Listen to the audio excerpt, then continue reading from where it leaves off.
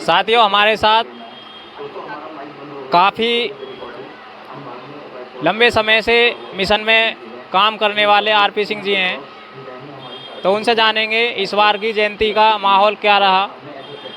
Sir, ये बताइए, जैसे कि आज दूसरा दिन है, समापन का दिन है, तो इस बार युवाओं की कितनी भागीदारी रही है? देखिए, युवाओं की बहुत ज़्यादा भागीदारी रही है, मगर थोड़ा सा कमी जो है डीजे की रही है। डीजे ज़्यादा बना लिए और डीजे में व्यवस्था में थोड़ा दिक्कत होती है। ये बच्चों को इसके लिए हमको इसका ध्यान रखना चाहिए, क्योंकि अपना ही प्रोग्राम है। अगर इसमें किसी प्रकार की व्यवस्था होती है तो उसका परेशानी होती है और संदेश गलत जाता है। सर, जैसे कि इस बार की जयंती हमने काफ़ी जगह देखा है, तो इस बार की जयंती पिछले जो साल की जयंती है उससे भी कहीं बढ़ चढ़ के मनी है, लेकिन जो हमारा युवा वर्ग है वो केवल जयंती पर क्यों दिखाई देता है? देखिए, ऐसा है, ये हमारे बीच में शिक्षा का अभी अभाव है। दूसरे, हमारे लोगों पर संसाधन कम है। जब संसाधन ज़्यादा होते हैं तो संसाधन के हिसाब से ही व्यवस्था बना ली जाती है। हमारा मजदूर वर्ग है, इस जन्मदिन को अपना, जैसे लोगों के होली दिवाली का पर्व है, उससे ज़्यादा महत्वपूर्ण मानते हुए और आज के 2024 का जो जन्म उत्सव मनाया जा रहा है, ये इसलिए भी बहुत महत्वपूर्ण है कि आज की जो आपकी व्यवस्था है, जो देश में शासन व्यवस्था चल रही है, उस व्यवस्था के खिलाफ में वो व्यवस्था चाहती है कि भारत का संविधान चेंज होगा। सब लोग कह भी चुके हैं और उनकी इसकी प्रतिक्रिया भी भिन्न भिन्न स्थानों से मुझे देखने को भी मिली है।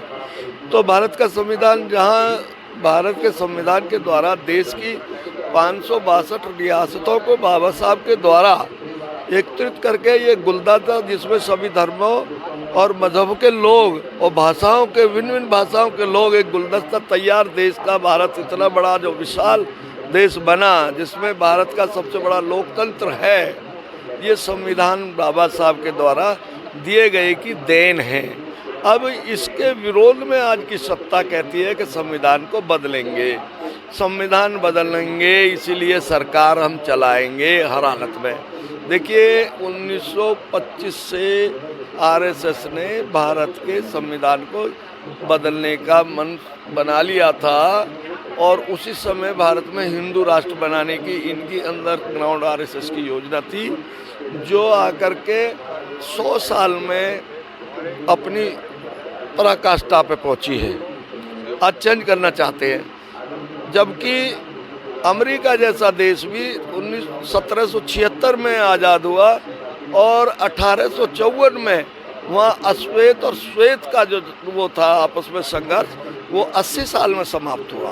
तो भारत में भी जो हमारे जो अनुसूचित वर्ग का, जो हमारे पिछड़े वर्ग का, जो अल्पसंख्यक लोग हैं, जो मजदूर किसान लोग हैं, उन लोगों को आगे बढ़ने का मौका अभी भारत में पूर्ण रूप से नहीं मिला है। किसान विरोध किया, आपने देखा कितने किसान मारे गए, 1.5 साल बैठे रहे। ये देश की सत्ता निरंकुश, भारत निरंकुश शासन चला रही है। ये ईडी और सीबीआई की शासन चल रहा है, इसमें लोकतंत्र की व्यवस्था नहीं चल रही है। सर, जैसे कि आपने बोला हिंदू राष्ट्र कहना चाहते हैं, तो आपको हिंदू राष्ट्र क्या? देखिए, हिंदू राष्ट्र जिस देश के अंदर हिंदू, मुस्लिम, सिख, ईसाई, ये सारे लोग बौद्ध हैं और भी छोटे छोटे धर्मों के लोग हैं, अगर आप एक हिंदू राष्ट्र बनाओगे तो इन लोगों को कहाँ ले जाओगे? क्या ये अपना धर्म परिवर्तन कर लेंगे? तो ये वर्ग संघर्ष सड़क पे नहीं आएगा इससे, और जब सड़क पे आएगा तो देश टूटने के कगार पे नहीं पहुंच जाएगा। देखिए, रोजी रोटी को, रोजगार के लिए, देश की जो अर्थव्यवस्था को मजबूत बनाने के लिए, देश में आपका कितना कर्ज में विदेश से दब गया 10 साल के अंदर, कितनी बड़ी वो रही है हमारी अव्यवस्था। हर क्षेत्र में सर्विस, बच्चों की नौकरी, बेरोजगार हो गए।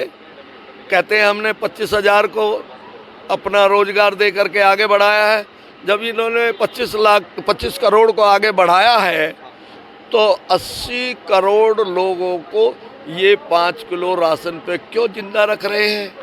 इनके कार्यकाल में एक तो आपका शौचालय बने हैं जो शहर में ही बने निश्चित रूप से, और जब खाने को नहीं है तो शौचालय का क्या अर्थ है, वो भी उसके लिए पैसा पेमेंट करना पड़ रहा है।